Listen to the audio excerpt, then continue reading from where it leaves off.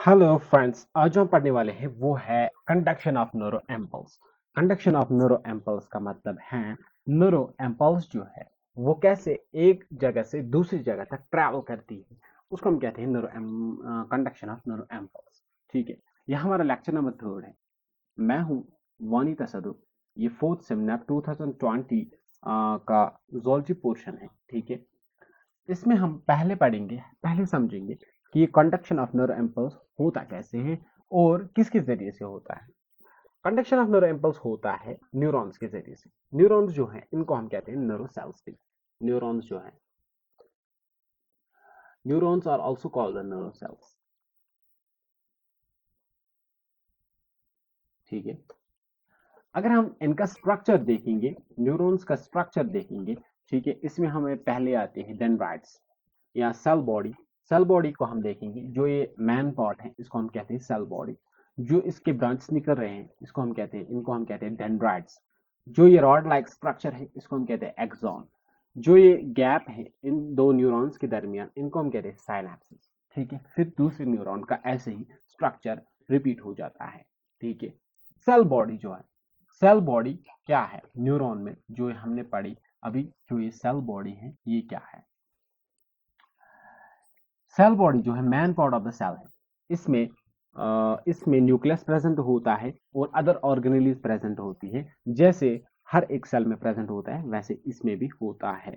इसमें डेंड्राइट्स होते हैं। डेंड्राइट्स मैंने अभी बताया, ये ब्रांचेड स्ट्रक्चर्स होते हैं जो रिसीव करते हैं केमिकल और electrical signal from other neuron. ठीक है, और उसको ट्रांसमिट कराता है टुवर्ड्स द सेल बॉडी। जैसे हमने देखा अभी, जो ये डेंड्राइट्स हैं ये क्या है, ये ब्रांच स्ट्रक्चर्स है। ये अदर न्यूरॉन से सेल को जो ये न्यूरो इम्पल्स को रिसीव कराते हैं, फिर इसको कहाँ पर पहुंचाते हैं, सेल बॉडी तक।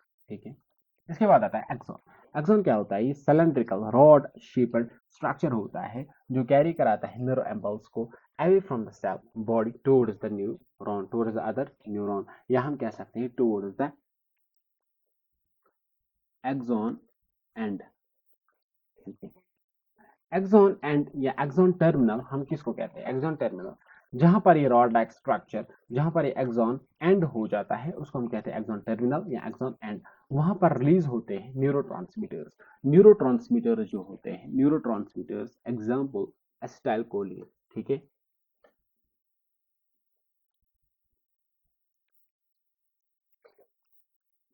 एसिटाइल कोलिन ये केमिकल मैसेंजर्स होते हैं जो रिलीज होते हैं वहां वहां पर, कहां पर, एक्सॉन टर्मिनल पर। और कम्युनिकेट, ताकि ये कम्युनिकेट कर सके अदर न्यूरॉन्स के साथ। ठीक है, ये एसिटाइल कोलिन जो है, या हम कह सकते हैं न्यूरोट्रांसमीटर जो है, इसके एग्जांपल है एसिटाइल कोलिन। ये अगर रिलीज हो जाता है, जब ये रिलीज हो जाएगा तो ये पहुंच जाएगा साइनेप्स में। अब ये साइनेप्स होता क्या है, साइनेप्स गैप होता है दो न्यूरॉन्स के दरमियान। जैसे हमने अभी समझा, जो ये न्यूरॉन है और ये न्यूरॉन है, इन दरमियान एक गैप है, इसको हम कहते हैं साइनेप्स। साइनेप्स एक गैप होती है दो न्यूरॉन्स के दरमियान, वहां पर ही एसिटाइल कोलिन, या हम कह सकते हैं न्यूरोट्रांसमीटर्स, ये बहुत सारे न्यूरोट्रांसमीटर्स होते हैं, उनमें से एक जो है उनको हम कहते हैं, उसको हम कहते हैं एसिटाइल कोलिन। ठीक है, साइनेप्स जो होता है, साइनेप्स गैप होता है दो न्यूरॉन्स के दरमियान, जैसे हमने अभी देखा। ये ट्रांसमिट करा सकता है इलेक्ट्रिकल सिग्नल को भी, केमिकल सिग्नल को भी। ठीक है, ये हो गया न्यूरॉन का स्ट्रक्चर। अब हम आएंगे टॉपिक पर। ठीक है, हमारा जो टॉपिक है वो है कंडक्शन ऑफ न्यूरो इम्पल्स। अब ये न्यूरो इम्पल्स कंडक्ट कैसे होती है। कंडक्शन ऑफ न्यूरो इम्पल्स को हम कहते हैं एक्शन पोटेंशियल भी। ये एक इंपॉर्टेंट प्रोसेस होती है न्यूरो सिस्टम में, क्योंकि न्यूरो सिस्टम को क्या कराना पड़ता है, न्यूरो सिस्टम को किसी ऑर्गन से, किसी, जहां पर भी कोई डिफेक्ट आ जाए, कोई डैमेज आ जाए, कोई पैन हो जाए, तो वहां से न्यूरो इम्पल्स जनरेट होती है, वो सेंट्रल नर्व सिस्टम में पहुंचती है। वहां से क्या आता है, वहां से रेस्पॉन्ड आता है उस स्टिमुलस के अगेंस्ट। ठीक है, इस सारी प्रोसेस को कराने के लिए न्यूरॉन चाहिए होता है। ठीक है, इसमें तीन स्टेप्स होते हैं। पहला स्टेप जो है वो है पोलराइजेशन। पोलराइजेशन इसका पहला स्टेप है। पोलराइजेशन स्टेट, हम उस स्टेट को कहते हैं जब जब सेल जो है वो रेस्टिंग में हो, रेस्टिंग में जब सेल होती है तो वहाँ पर कोई भी एक्शन पोटेंशियल जो है काम नहीं करता है, वहाँ पर कोई भी स्टिमुलस नहीं एक्ट करता है, वहाँ पर कोई भी movement of ions high amount में नहीं होती है, ठीक है, उसको हम कहते हैं polarisation state.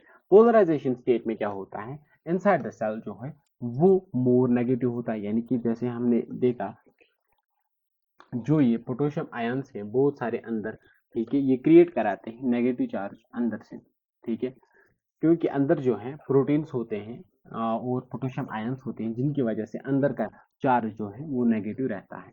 Outside the charge जो है, आउटसाइड द चार्ज पॉजिटिव रहता है, क्योंकि आउटसाइड द मेम्ब्रेन जो है पॉजिटिव आयन्स होते हैं, सोडियम आयन्स होते हैं, वो क्रिएट कराते हैं positive charge outside the membrane, ठीक है। Then the inside resting membrane potential जो क्रिएट होता है वो है -70 मिलीवोल्ट। इसको हम माइनस में इसलिए रिप्रेजेंट करते हैं क्योंकि अंदर का जो मेम्ब्रेन पोटेंशियल होता है वो नेगेटिव में होता है, इसलिए इसको नेगेटिव में कंसिडर किया जाता है, ठीक है।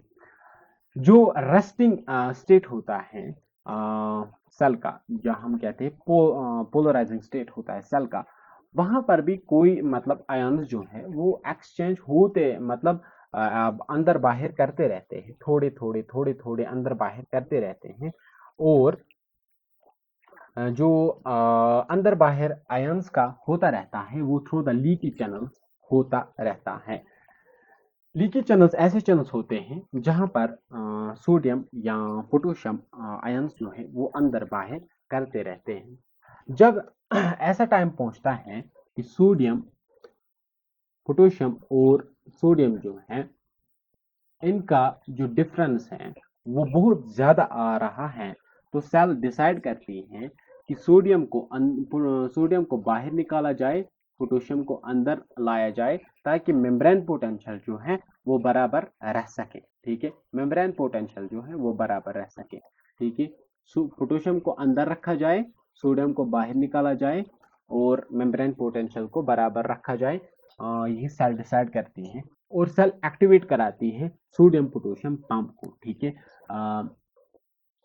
उस वक्त क्या होता है, सोडियम पोटेशियम पंप जो है वो एक्टिवेट हो जाता है, जिसकी वजह से क्या होता है, एक एटीपी यूज हो जाता है, 3 मॉलिक्यूल्स ऑफ सोडियम को बाहर निकाला जाता है, 2 मॉलिक्यूल्स ऑफ पोटेशियम को अंदर लाया जाता है, ताकि मेम्ब्रेन इक्विलिब्रियम बना रहे, ठीक है। मेम्ब्रेन हाईली परमेबल होता है पोटेशियम आयंस के लिए, ठीक है। इसके बाद हम आते हैं दूसरे स्टेट पर, जिसको हम कहते हैं डिपोलराइजेशन स्टेट।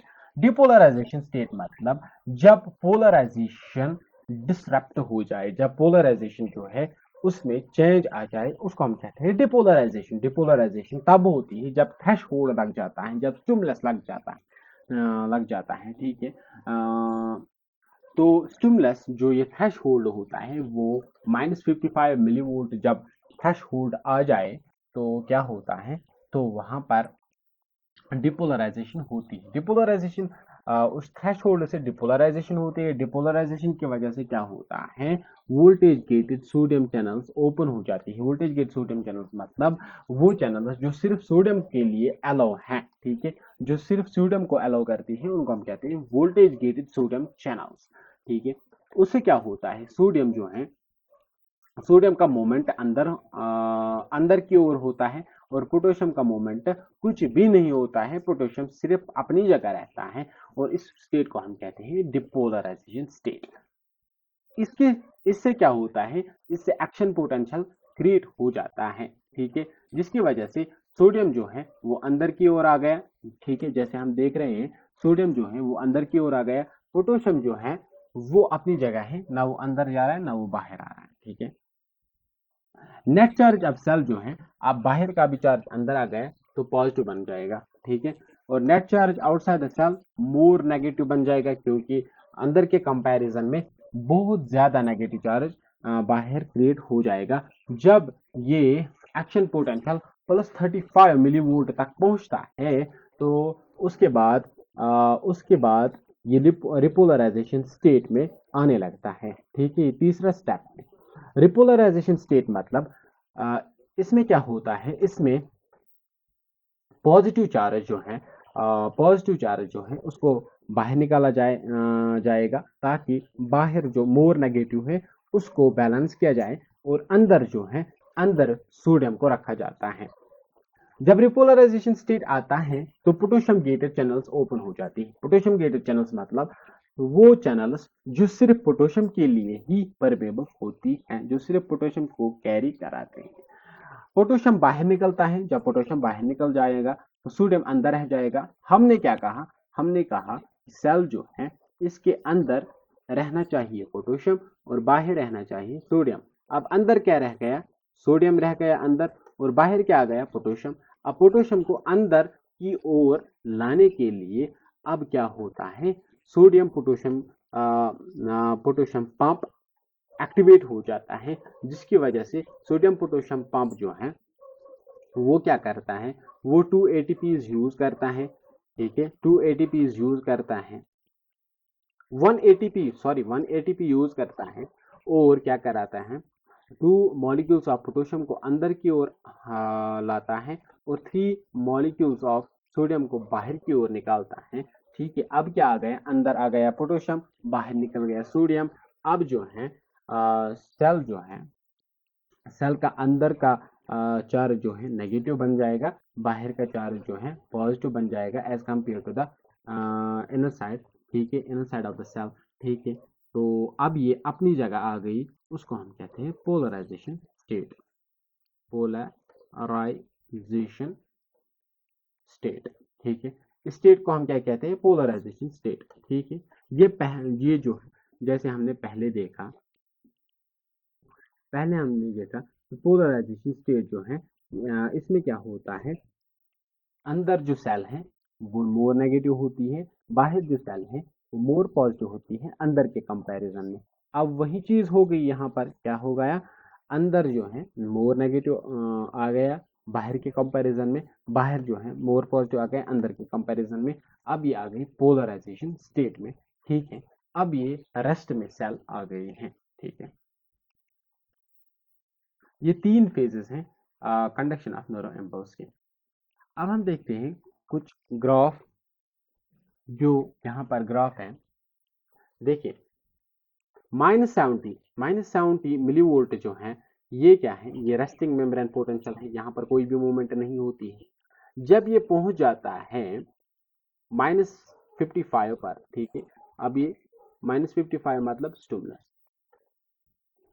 ठीक है, अब यहां से क्या हो जाएगा, डिपोलराइजेशन हो जाएगी। ठीक है, इनफ्लक्स ऑफ सोडियम, इनफ्लक्स मतलब अंदर की ओर सोडियम आ जाएगा, तब तक जब तक सेल का चार्ज जो है +35 न पहुंच जाए। +35 जब पहुंचती है उसके बाद सेल उससे आगे नहीं जाती है, वो रिपोलराइजेशन स्टेट में आती है, उसको हम कहते हैं इफ्लक्स ऑफ पोटेशियम।